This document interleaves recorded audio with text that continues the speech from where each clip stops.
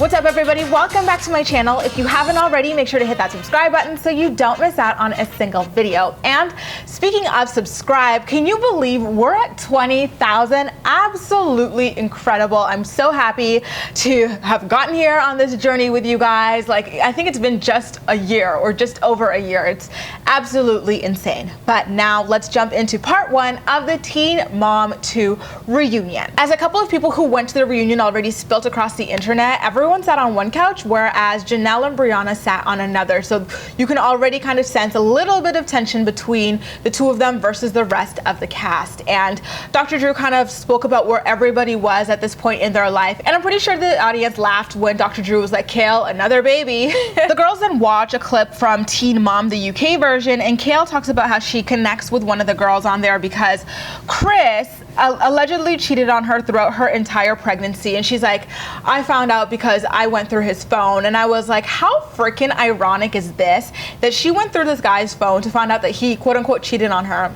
Sidebar, I don't think he ever cheated on her because they were probably never together, just based off what we've seen here. And going back to what I was saying, I find it ironic that that's how she found out, because we now know that she was cheating on Javi, right? I'm pretty sure it's safe to say that. And we saw throughout the seasons leading up to their divorce that one of the biggest points of contention within their marriage was the fact that she would never let Javi into her phone, and he wanted to see what was going on in her phone. So it's like, look, Cheaty McCheatpants knows exactly how to catch a cheater. No wonder she didn't want her own husband looking at her phone. And I'm not saying your husband or whatever should be snooping through your phone, checking in on you.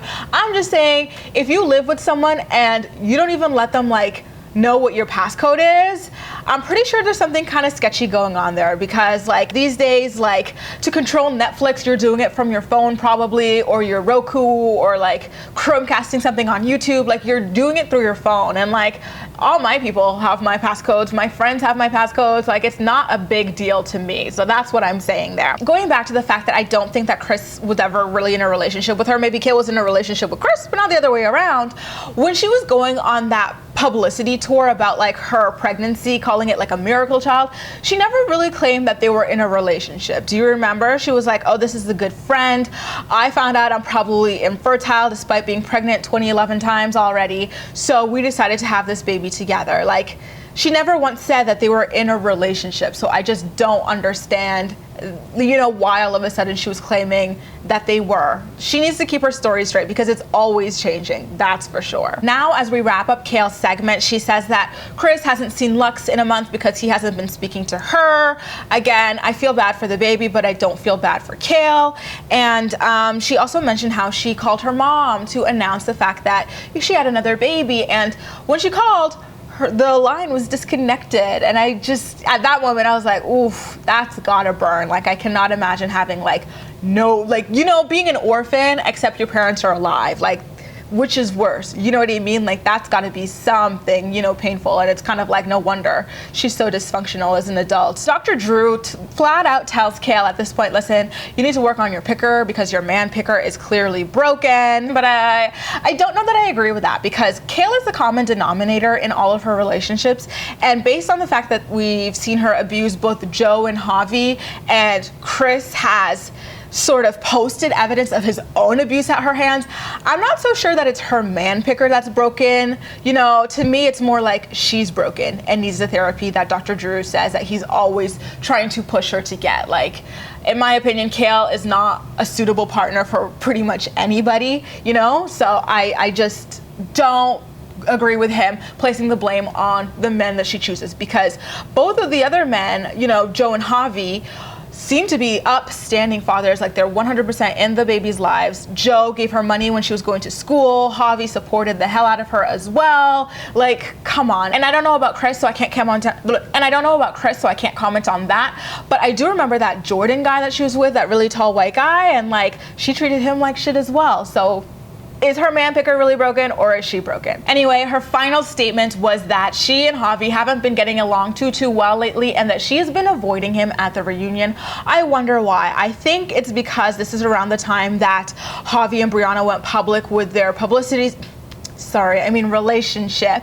And I'm assuming that makes her uncomfortable. Next up is our Southern girl, Leah, who looked really beautiful. I love the color palette that she was wearing. You know, the pastel looked beautiful on her. The makeup was gorgeous. I felt like the lip was a little bit too light, but it was beautiful nonetheless. And unfortunately, she still hasn't learned how to do a proper spray tan because her hands look dirty as all hell. So we kind of start off with talking about the fact that she went back to uni or college for like the umpteenth time and dropped out for the umpteenth time. And remember, when she dropped out, she's like, I'm not dropping out. She was very adamant about this. I'm not dropping out because what I'm doing is trying to switch into online classes because I can't manage going into school. It's an hour long. I've got kids, even though I don't have primary custody of like 90% of them, I've got kids.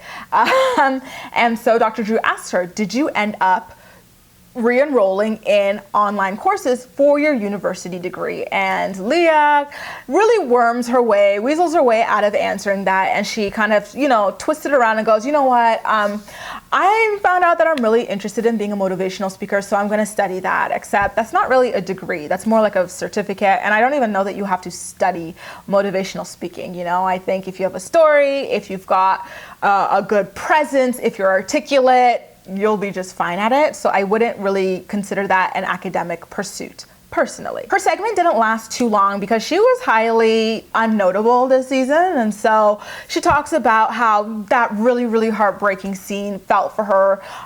You know, hearing Gracie talk about all the guilt that she carried about her sister Allie's, you know, muscular dystrophy diagnosis. She was like, did I cram her up in the stomach? Is it because I'm so big? I made her, you know, like this. So she cried, I cried, we all cried. And next up, she talks about how she felt suicidal during what I'm assuming was her, you know, drug addiction problem, right?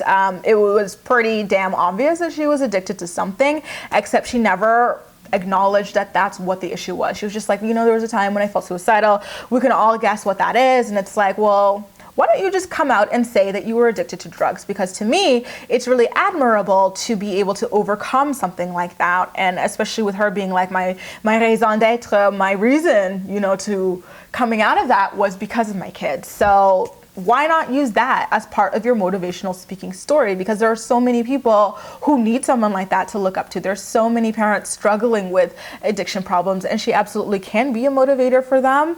But anyway, let me just leave that where that is. And last but not least, she talks about Jeremy and Brooke's relationship. She says that their relationship is absolutely toxic. And for some odd reason, I don't know why Dr. Drew even had this inkling. She said, he asked her, he goes, do you see yourself and Jeremy getting back together? I was like, nothing really indicated that this season. Sure, she's flirted with him in past seasons, but we saw her go on dates on Bumble and stuff. She never really seemed to cross that line over there. But he asks her and she says no, but then she kind of giggles about it and smiles at the thought of getting back together with him, which I found quite curious. Now, Chelsea is up next in a really beautiful off-the-shoulder, what I'm assuming is a romper. Dr. Drew kind of low-key shades her by pointing out that her segments are basically Dr. Drew low-key shades her by pointing out that her segments mainly comprise of her exposing Aubree's emotional pain about Adam, you know, as opposed to talking about, you know, her own life, like what she's like with Watson more, what she's like with Cole more, what she was like when she was working a little bit. You know, I kind of felt the dig over there. One thing that I'll say was really interesting about what Chelsea said was that because she was so used to having a deadbeat baby daddy, having someone like Cole who's actually there throughout the pregnancy, throughout the birth, and wanted to be a father was really difficult for her to come to terms with. She was like, I had a difficult time accepting help because I was so used to being with someone who wanted nothing to do with the baby. And I feel like that can resonate with a lot of people. Like sometimes, even if you don't have kids, you're so used to doing so many things for yourself that when someone wants to like take care of it for you or help you with it, you're like, I've got this, and you have to like kind of retrain yourself to be able to accept someone's help. And her final line of her segment also kind of struck a chord with me because she said Cole is a great father and that she doesn't deserve someone like him, which is a joke. A lot of people say that. I say that to you guys sometimes when you're all dramatic in my comments. I'm like, you're so great, I don't deserve your viewership. But I kind of felt like there was a tinge of truth to that, like for Chelsea. Like you can kind of see by the way that she speaks to Cole or the things that she tries to sort of rush along or push along that she almost kind of does feel like she doesn't deserve him. And that is where she wraps up. And now we move along to Jenelle Evans, or should I say Jenelle Eason. Jenelle and her little cornrows come out. I don't know if she just came from Jamaica. You guys know, like when people come from Jamaica or somewhere in the Caribbean, they get the little cornrows done and stuff. But the hairstyle overall was just not flattering for her head shape whatsoever, or whatever she did with her hair, because on the sides you'll notice that she looks like virtually bald. Like it looks like one of those like vintage skinhead haircuts on her, you know what I mean? It was just a hot ass mess, y'all. So we kind of recap what she went through during the season with David leading up to the wedding and everything, and I have to say, I can't believe I forgot about that infamous gaslighting scene after the fight and them kicking the producers out until they recapped it for us over here. And unfortunately, Dr. Drew didn't bring that specific scene up, and he never got around to, you know, discussing it. I think he would have had she stuck around, but unfortunately, as you're gonna hear later on in this recap, but he never gets the chance to discuss that specific scene with Jenelle. Being the contradictory mess that she is, Jenelle is like, I hate my mom, I don't care about her. But then she cries about the fact that her mom was not there at her wedding. And it's just, come on, we can see right through you. You obviously are aching for some sort of a relationship with your mom. And I feel like she feels obligated to keep this charade up because of David and because David absolutely despises Barbara. So as she's crying about this mom that she supposedly doesn't care about, she complains that her mom had sold 3 stories about her, and I just wanted to point out the fact that her own husband David sold stories about her behind her back the day before their wedding. Remember when the fight broke out, David ran to Radar online and sold his side of the story behind Janelle's back. So if this is going to make you estrange yourself from your mother, I don't know why you're not estranging yourself from your husband as well. Now, Dr. Drew calls her out for pretending not to care and brings up Doris's court case against her. Remember, Doris is Nathan Griffith's mom, and Jenelle kind of switches it around to claim that Doris is only after her because she brought up abuse first. Jenelle claims that she spotted a handprint on Kaiser's butt, and Dr. Drew asks if David spanks Kaiser, and Jenelle claims that he doesn't. They do something called nose in the corner. Sure, Jan. Backstage, as this is happening, David starts swearing. Jenelle starts crying about how we as viewers are consistently pointing out David's aggressiveness and signs of abuse, and Dr. Drew is like, well, Jenelle, you do have a history of selecting really abusive and aggressive men, which I was like, yes. Tell her, Drew Pinsky, tell her. As Dr. Drew is bringing up this really, really pivotal point to Jenelle and making a breakthrough with her, David is getting really pissed off backstage. He is heating, and this is exactly how abusers are. They are like, you know those little rats that you find under the New York subway that don't like being exposed? That's what the abusers are, and David was every bit of that backstage. He's like, Dr. Drew's a drama queen, and he's probably an F.A. Like, he called Dr. Drew the slang, like bad F word for gay people. Like, it's very derogatory, and he just casually says it backstage, and I'm pretty sure everyone who was there was like, did this dude just, what? Oh my, like, just because Dr. Drew is concerned for a woman that he's watched go through abusive relationship after abusive relationship for years, you're really upset. Like, it was really crazy to me. I don't think that anything Dr. Drew said about David was unreasonable, and David actually proved Dr. Drew's point with his reaction. After calling Dr. Drew a very, very, very derogative term for gay people, David and his very heterosexual wedding band head on over to the cast as they're breaking for commercial and tells Jenelle, hey, I'm leaving. You can leave with me or not, but I'm leaving. And Janelle's like, wait, what's going on over here? He doesn't even explain what was wrong, which is so ironic because he is absolutely proving Dr. Drew's claims of him being potentially abusive. Now, producers actually stand in front of the truck that David is trying to drive out of there, but he refuses to back down and tells Larry if he does not move on the count of 3, he is running that ass over. Since David and Jenelle left for the show, Nathan comes out looking all of 45 years old. Like, he looked like Dr. Drew's age mate, y'all. He calls David and Janelle's relationship toxic and says that David oversteps his boundaries and shouldn't be disciplining Kaiser. He also notes the backyard dragging episode as well. And so Dr. Drew, being his usual problematic ass self, goes, so like you said, you see her, you know, Jenelle being submissive to David. Isn't that a good thing that he's, you know, containing her? You guys, what expired ass box of cereal did Dr. Drew get his, you know, diploma, degree, whatever you call it from? Because that was one of the most bizarre things I've ever heard. Like, you're here, you witness this woman being, you know, potentially abused by someone. I would say being abused, you know, the gaslighting and all the stuff that we've seen David do to Jenelle. And her own mother is concerned, some of her friends are concerned, her ex-fiance is like, and all you can say is, well, he's, you know, he's containing her. What are women that we need containing? Like, what? I don't know what to say, because it's just so baffling to think that this is the way some men think about women. Like, what are we to you? Like, what? She needs containing? What? Like, what?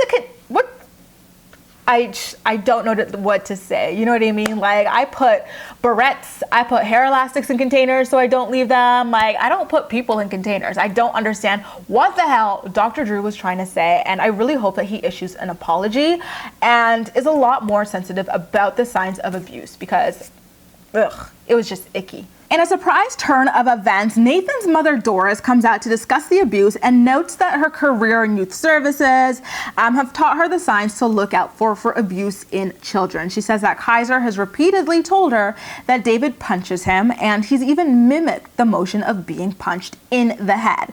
So Doris says that the court case is ongoing and also notes concerns about drug abuse. But I don't understand why she said that she was only concerned about drug abuse, because at this point she had filed her documents. And in her documents, she had proof from CPS of drug abuse and the hospital of drug abuse, right? Like Ensley testing positive. So I don't know why she said she suspected it, instead of just being like, listen, I have evidence. It's in my documents that she abused, you know, because a lot of people who watch the show don't go on the internet. And so and read about these girls. And so they believe these, you know, good girl edits that MTV feeds. So I really wish that she doubled down on that point while she was on the couch. After that, Jenelle's mother, Barbara, comes out and talks about how Jace's therapist was a key witness in the winning case, you know, for custody, permanent custody of him. She says that the therapist literally told the judge that it was detrimental to Jace's well-being to live with David and Jenelle. She also reiterates her belief that David is the most controlling boyfriend that Jenelle has ever had. And again, Dr. Drew opens his ignorant ass mouth to say, well, Jenelle needs containing. She's a wild girl. And it's so heartbreaking to watch someone validate abuse on this national scale, especially with them being a doctor. It's like, this is why women die in abusive relationships, because so many people refuse to call abuse what it is, you know, or to listen to the concerns that the women themselves have or the people around them have. Like, if someone's parent is telling you that they suspect their child is being abused, why are you telling them that it's probably good for the child because they're wild? Like, maybe someone's a party girl. That doesn't mean they need to be abused. Maybe someone's got like a slick ass mouth. That doesn't mean they need, like, what the heck was he trying to say there? Of course, Barbara cries about Jenelle hating her, and dumbass Dr. Drew is like, well, she doesn't hate you, Barbara. She hates that you've taken Jace from her. You know what? I am so sick of this rhetoric. Jenelle literally signed Jace away to Barbara. She had years to get him back, as Barbara noted on this reunion, but she chose drugs and men over her child. So I wish people would let that stupid narrative die. You would never tell an adoptive parent to like a child that they didn't know before the adoption to just give the child back to, like, you know, the people who gave them up. So why is it okay to disrespect Barbara's parenthood time and time again? Like, Barbara is legitimately Jace's mother at this point, point blank period, no questions asked. And I'm so sick of her parenthood being disrespected, especially with her being like the age that she is. It's not easy raising a young child, and the fact that she took it on and is there for him day in and day out, like when he's sick, when he's healthy, when he's happy, when he's sad. Why are we taking it away from her? You know, I wish people on MTV, you know, like Dr. Drew, producers, would be more sensitive to her in that respect, because it's not easy what she's doing, raising her grandchild. Even though I'm really mad at Dr. Drew for, you know, seemingly condoning the abuse of Jenelle, I do have to say that I like the fact that he pointed out to Barbara as she was crying that her relationship with Jenelle has always been dysfunctional and problematic and toxic. So Barbara's like, oh, well, like, yeah, we did always fight, but we'd always make up. And Dr. Drew's like, no, let's take this a little bit further, because I remember, and I remember too, I'm sure you guys remember, I remember a time when we were here at a reunion and I literally asked you to just name like 3 things you loved about Jenelle, or to just say that you loved Jenelle, and you couldn't do it. And I completely forgot about that until Dr. Drew said it. But now that I remember it, and I remember it so vividly, I really did feel heartbroken for Jenelle in that moment, because I cannot imagine my mother sitting up on a couch like that being like, oh, I don't know. My mom is such a stage 5 clinger, and like if anyone asked her that, like you wouldn't even have to finish your sentence. She'd be like, Grace is like this, Grace is like that, she's like this, she's like that, you know? So like to imagine someone having a parent or like a mom that is not that way is like so heartbreaking to think about. And in that moment I was like, damn, Barbara, like you really dogged Jenelle out for the first little bit over there. You did contribute to the toxic state of your relationship and to why Jenelle is always so quick and ready to discard you. You know, it really put that Janelle's perspective on her shitty relationship with her mom.